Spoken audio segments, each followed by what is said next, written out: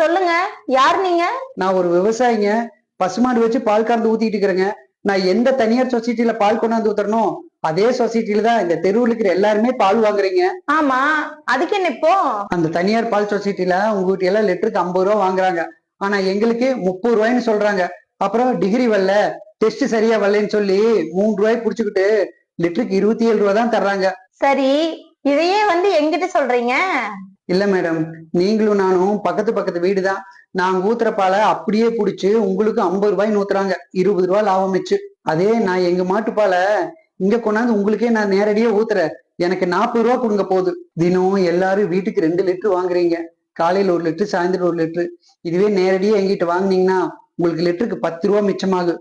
2 லிட்டருக்கு 20 ரூபா மிச்சமாகும். அதுவே எனக்கு ஒரு நாளைக்கு 20 ரூபா அதிகம் கிடைக்கும். உங்களுக்கு மாசம் 600 ரூபா மிச்சமாகும். எங்களை மாதிரி மாடு வச்சு பால் ஊத்துற விவசாயி கிட்ட நீங்க நேரடியா வாங்கினீங்கன்னா எங்களுக்கு 600 ரூபாய் எச்சு கிடைக்கும்.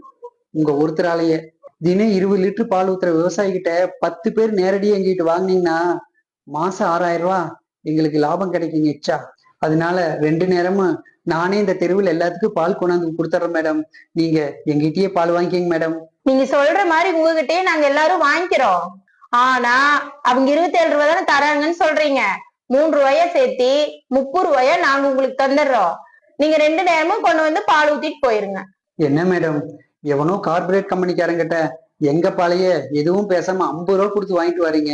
ஆனா நான் 10 ரூபா கம்மியா இங்கேயே கொண்டாந்து ஊத்துறேன்னு சொல்லியும் எங்கிட்ட போய் பேரம் பேசுறீங்களே மேடம். இல்லப்பா, இந்த ரேட்டுனா கொண்டு வா, இல்லைன்னா நாங்க அங்கேயே வாங்கிக்கிறோம். மேடம், ஒரு மூட்டை பாலத்தோடு 950 ரூபா, 50 கிலோன்னு சொல்லுவாங்க. ஆனா இங்க வந்து பார்த்தா 46 கிலோ தான் இருக்கு.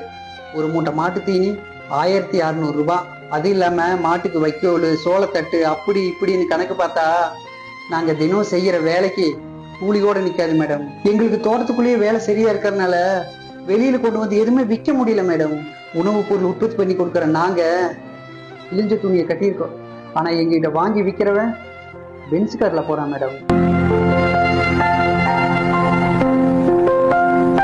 விவசாயத்துல இடைத்தரகரே எல்லாம் இதை மாத்தணும்னு தான் உற்பத்தி பண்றேன்னா வாங்குறவங்க கிட்ட நேரடியா விற்கணும்னு தான் இங்க வந்து நிக்கிறேன் மேடம். இதுக்கு நீங்க எல்லாமே ஒத்துழைப்பு கொடுக்கலனா செத்துக்கிட்டு இருக்கிற விவசாயம் ஒரு நாள் இல்லாமையே போயிரு மேடம். ஆனா அதுக்கப்புறம் நெஞ்சு அடிச்சுக்கிட்டு அழுது எந்த பிரயோஜனம் இல்லை மேடம். கடைசியா ஒண்ணு மட்டும் சொல்றேன் மேடம், சிகரெட் யாருக்குமே தேவையில்லை, ஆனா அதை உற்பத்தி பண்றவன் கோடீஸ்வரனா இருக்கிறான். மது யாருக்குமே தேவையில்லை, ஆனா அதை உற்பத்தி பண்றவன் பெரிய கோடீஸ்வரனா இருக்கிறான். ஆனா ஒவ்வொரு மனுஷனுக்கு தேவை 3 வேளை சாப்பாடு. அதை உற்பத்தி பண்ற